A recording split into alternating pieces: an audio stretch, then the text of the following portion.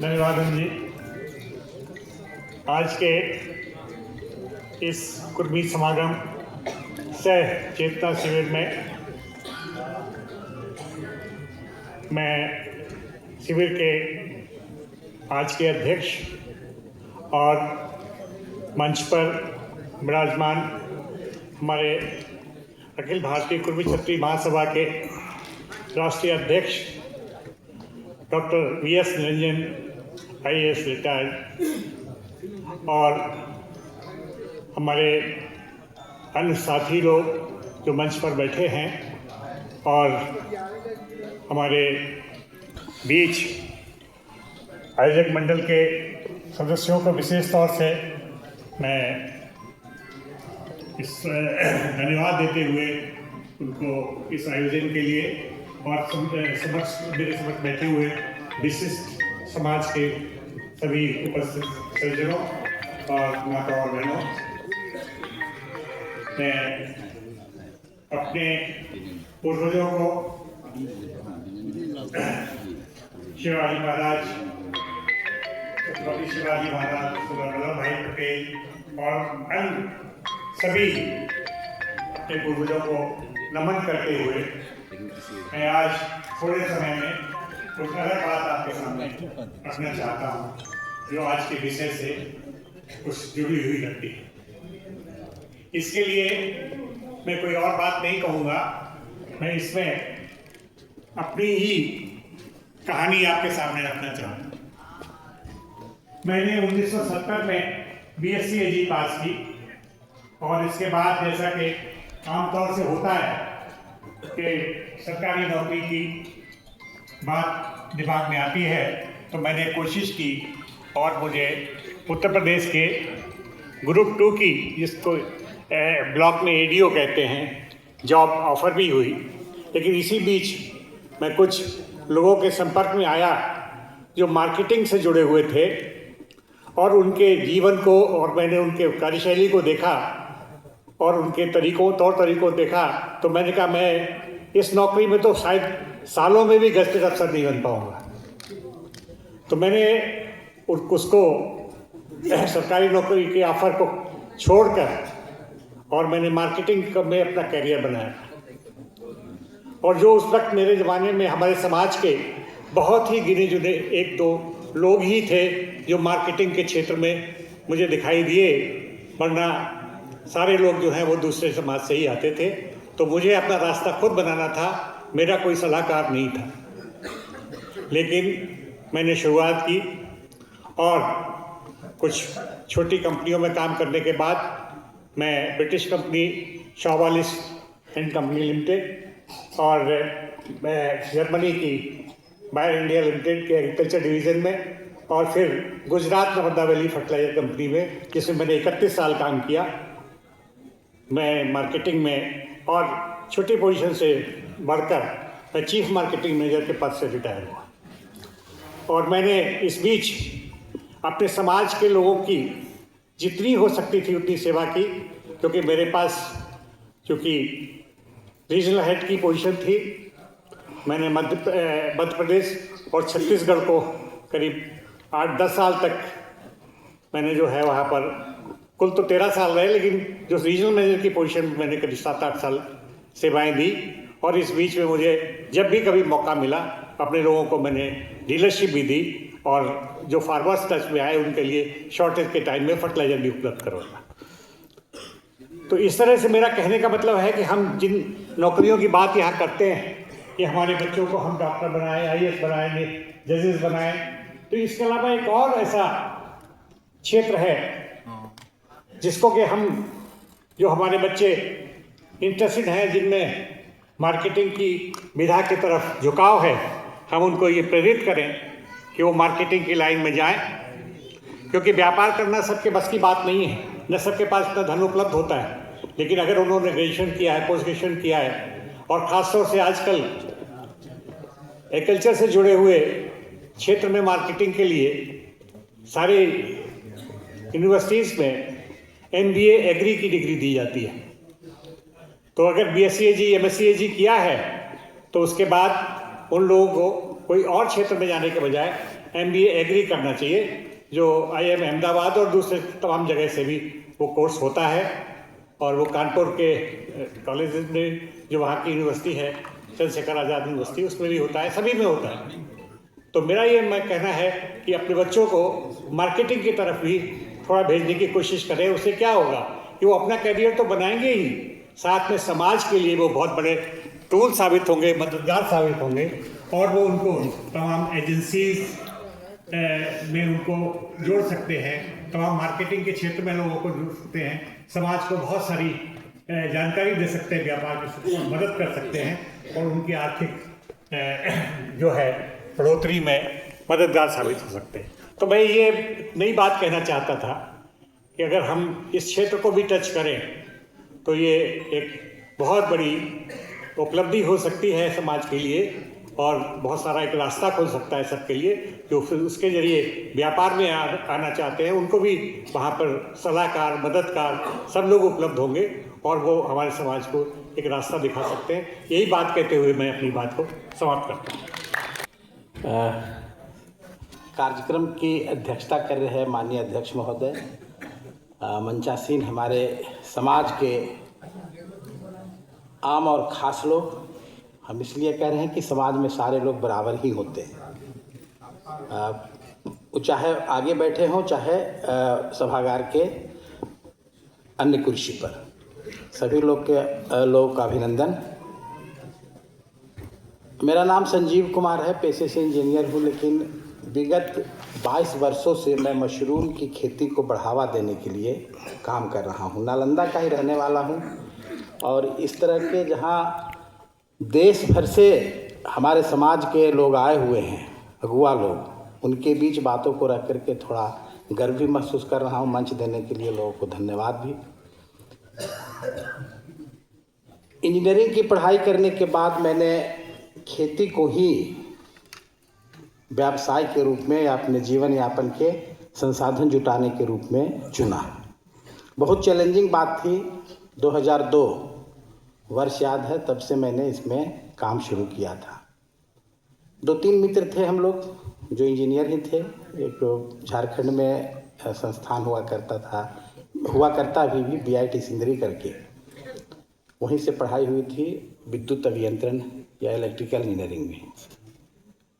Mushroom बड़ा ही challenging था। तब लग रहा था कि एक तकनीकी खेती है, और खेतीहर परिवार से जुड़े रहने के कारण किसानों की समस्या और उनका जो अपलिफ्टमेंट है उसको समझते हुए इस फसल को मैंने चुना।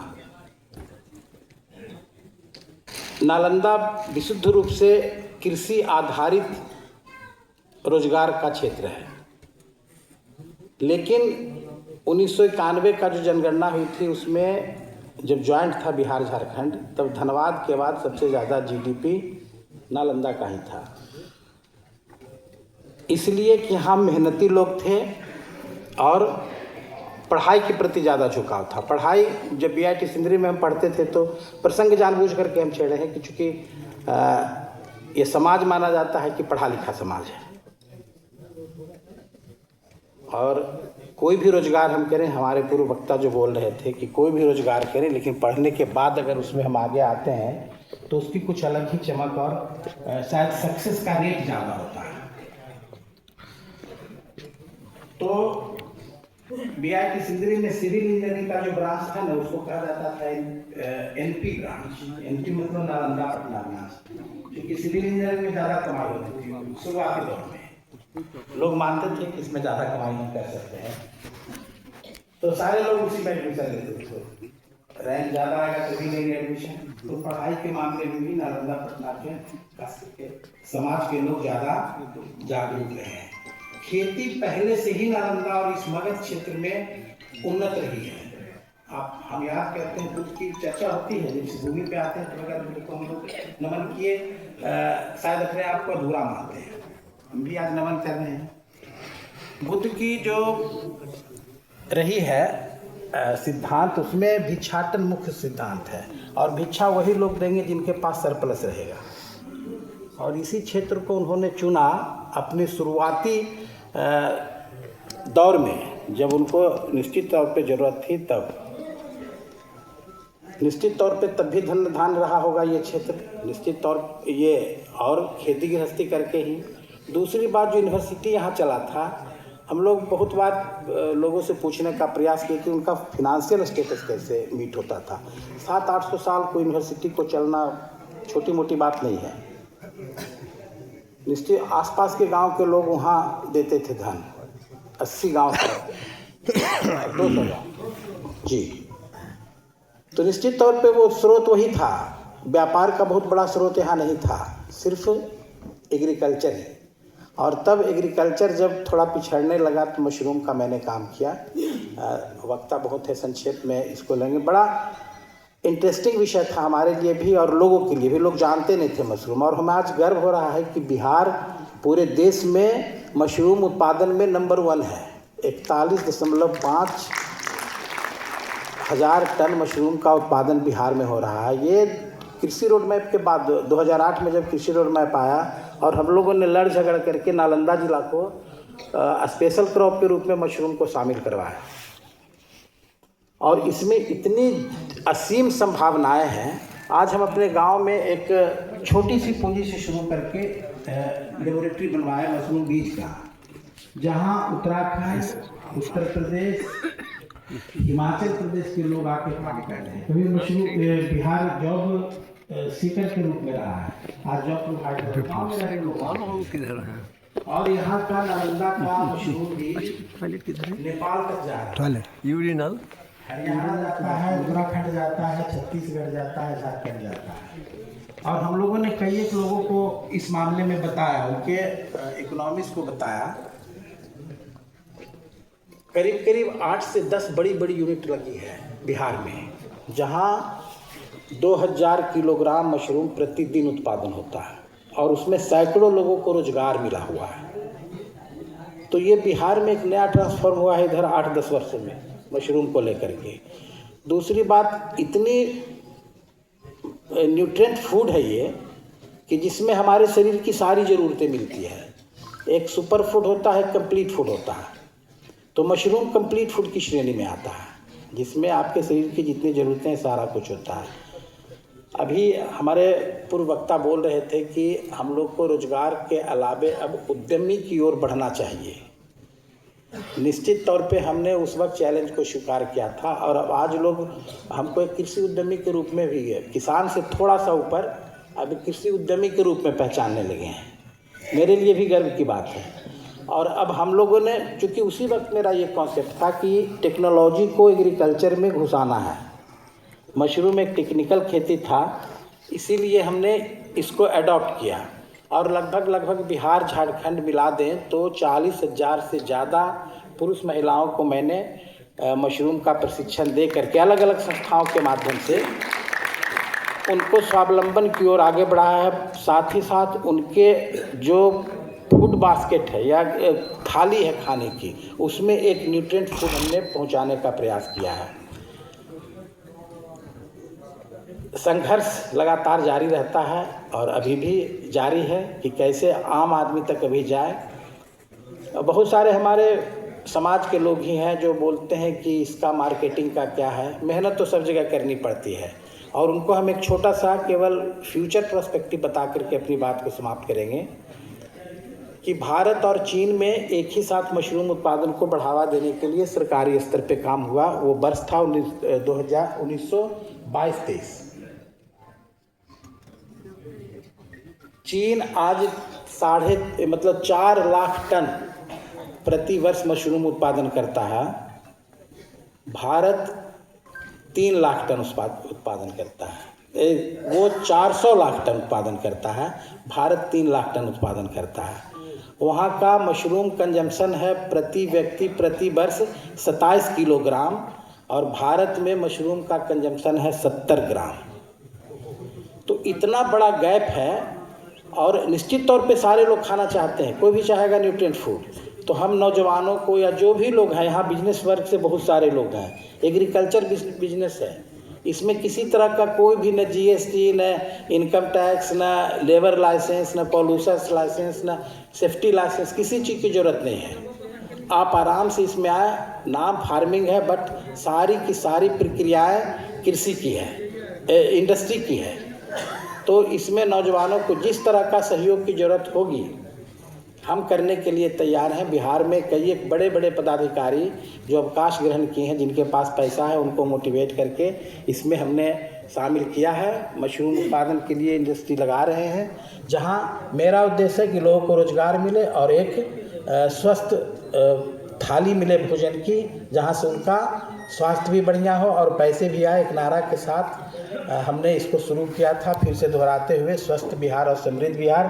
शायद इसको बढ़ा करके हम स्वस्थ भारत और समृद्ध भारत मशरूम के माध्यम से ले जा सकते हैं। तो संक्षेप में यही कि कोई भी नौजवान अगर इसको करना चाहते हैं, बहुत अच्छा है। इसका अभी वर्टिकल ग्रोथ है, पैसे कमाने के लिए भी बाजार भी है, उत्पादन भी है और आगे भविष्य भी है। धन्यवाद इन्हीं बातों के साथ।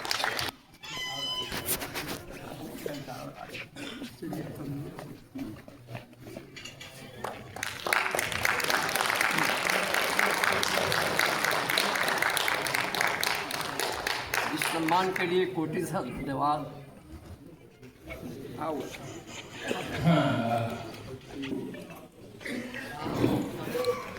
हमारे बीच श्री मेहता नगेंद्र सिंह जी हैं, जो कंकड़बाग से हैं। भूवैज्ञानिक, पर्यावरणविद एवं हिंदी रचनाकार हैं। आप हरित वसुंधरा फाउंडेशन के माध्यम से पर्यावरण सुरक्षा के प्रति लोगों को जागृत किया है। आपने पुस्तक पेड़ की चिंता काव्य संग्रह के माध्यम से घटते पेड़ों की संख्या के प्रति अपनी चिंता व्यक्त की है। इनके पर्यावरण सुरक्षा हेतु किए गए कार्य के लिए कुर्मी समागम सह चेतना शिविर राजगीर की ओर से प्रशस्ति पत्र प्रदान किया जाता है एवं हम लोग इनके उज्जवल भविष्य की कामना करते हैं। यह प्रशस्ति पत्र हमारे अखिल भारतीय कुर्मी महासभा के राष्ट्रीय अध्यक्ष निरंजन जी के कर कमलों के द्वारा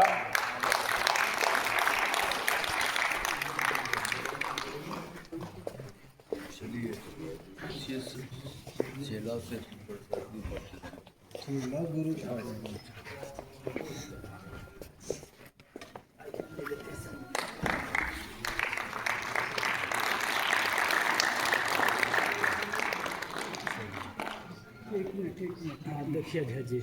हाँ सर,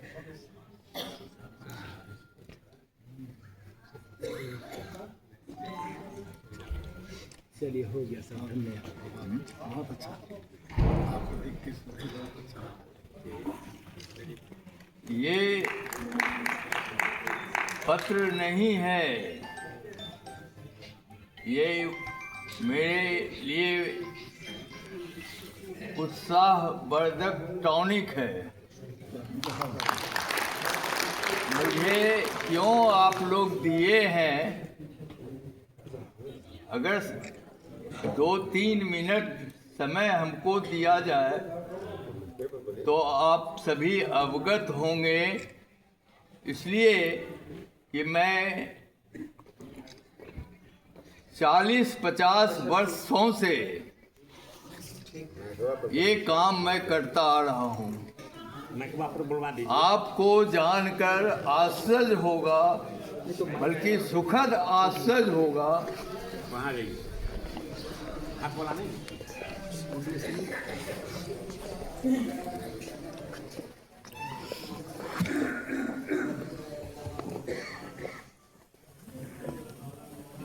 यह जानकर आपको सुखद आश्चर्य होगा कि आपके जमात का एक अदना व्यक्ति जो गांव से भागकर 9 वर्ष की आयु में गांव से भागकर हिमालय के शिखर पर चढ़ने के लिए निकल गया था। घर का नाम भी मेरा नगेंद्र रखा गया। इस नाम को जस्टिफाई करने के लिए मुझे हिमालय के ऊपर से और जमीन के अंदर से नगीना खोजना पड़ा। मैं आपके देश का अभी जिंदा सबसे वरिष्ठतम भूवैज्ञानिक हूँ।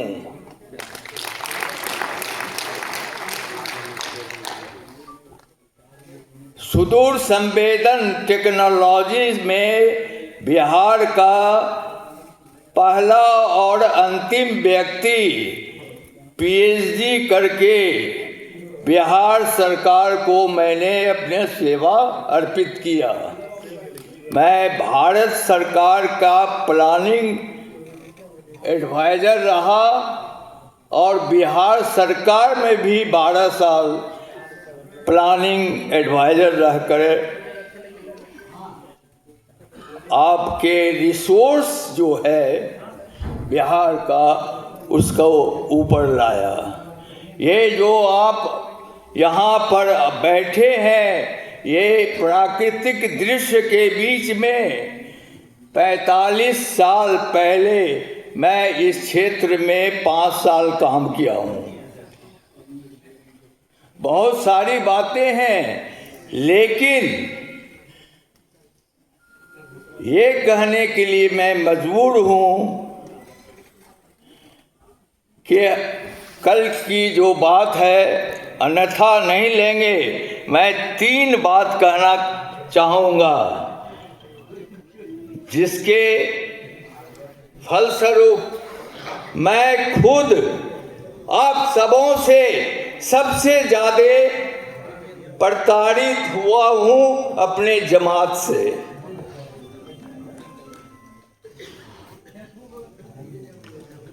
कारण पिछड़ापन।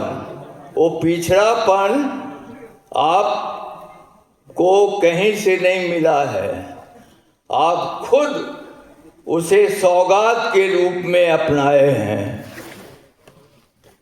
आपके पास धन है, बल है, बुद्धि है, हर चीज है, लेकिन ये पिछड़ापन का सौगात क्यों रखे हुए हैं? इसको हटाइए। राजीव जी ने कल काफी आपको उत्साहित किया है। मैं क्या कहूँ आपको,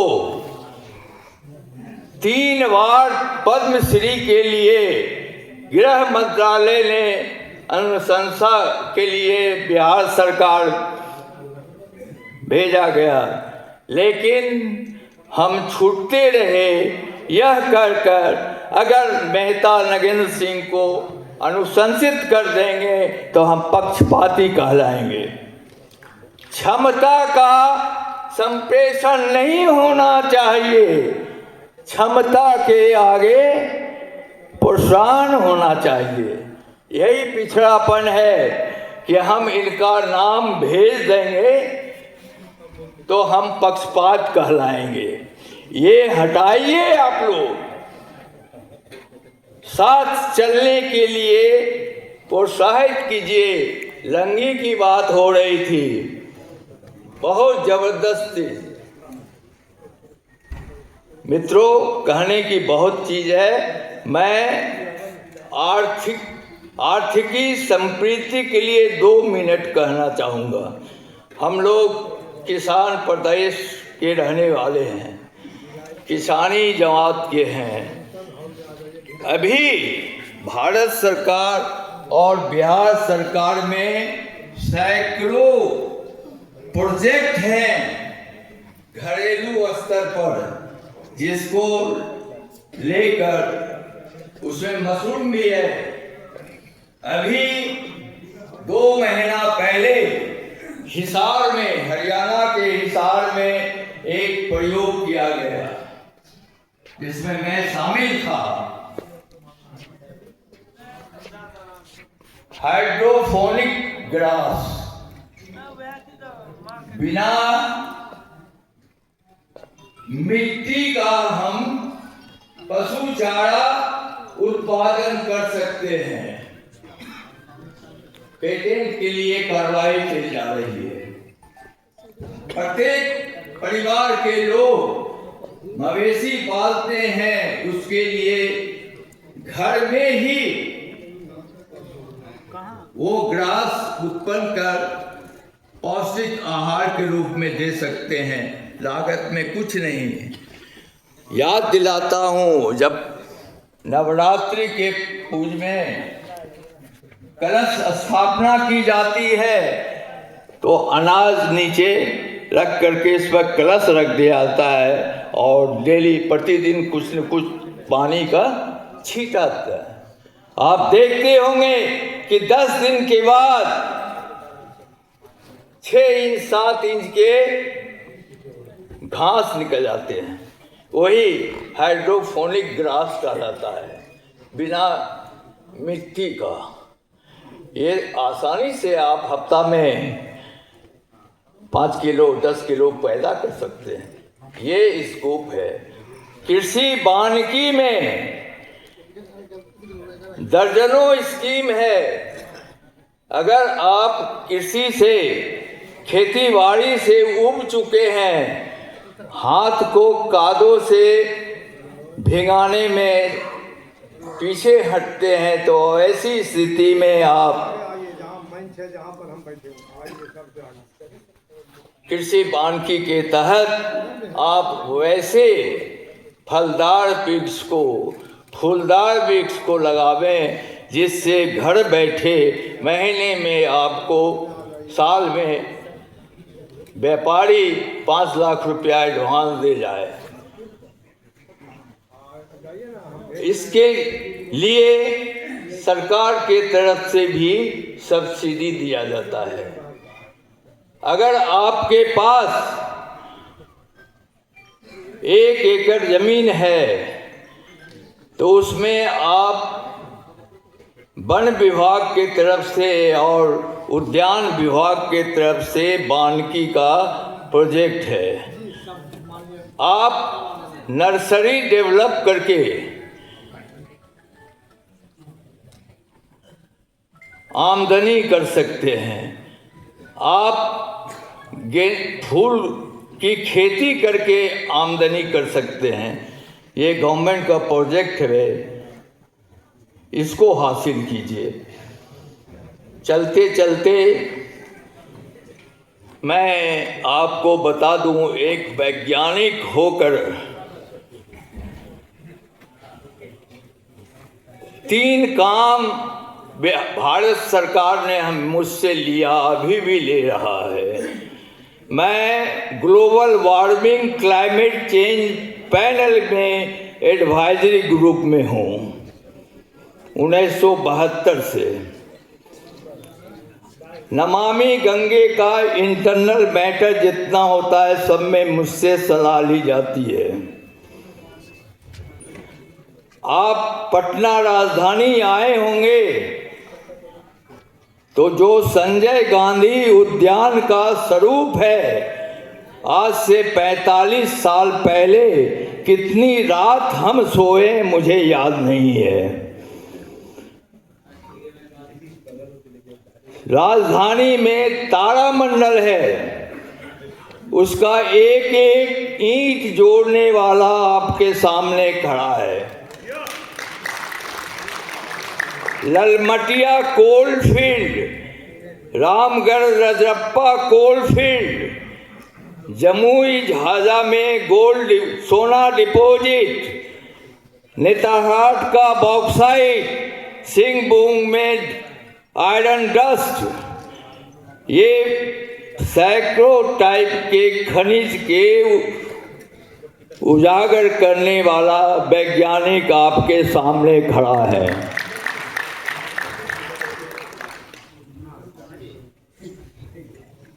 और अभी जो स्थिति आई है पर्यावरण प्रदूषण की, अस्तित्व की लड़ाई के लिए भी तैयार होना है। आप जिंदा रहोगे तब न कुछ काम करोगे। जिंदा रहने के लिए अब सोचने का वक्त आ गया है। शुद्ध वायु, शुद्ध जल, शुद्ध धूप आप कहाँ से प्राप्त करोगे?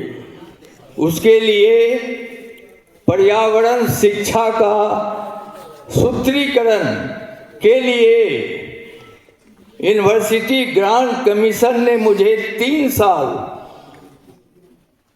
बहाल कर रखा और पूरे देश के यूनिवर्सिटी में उस विषय का सूत्रीकरण, सिलेबस और अन्य पाठ सामग्री का इंतजाम करने में मैं शामिल रहा। अभी एक और यूनिवर्सिटी ग्रांट कमीशन की तरफ से अनुरोध आया है, आग्रह आया है कि 8वां क्लास से लेकर एमए और एमएससी की टेक्स्ट बुक हिंदी में पर्यावरण का 5 वॉल्यूम में तैयार कर दें। मैं अप्रैल महीने से उसमें लग रहा हूँ। मित्रों, पिछड़ापन कैसे खत्म होगा ये आप समझ गए होंगे। मुझे कहाँ रहना चाहिए, आत्मसलादा की बात है। कहाँ रहना चाहिए ऐसे इस स्थिति में? कहीं नहीं मैं हूं। ये पिछड़ापन तभी जाएगा जब आप उदार मना बनेंगे। उदार मना बनिए, दूसरे के उपलब्धि पर उत्सव मनाइए, शोक मत मनाइए। जय कुर्मी, जय हिंद।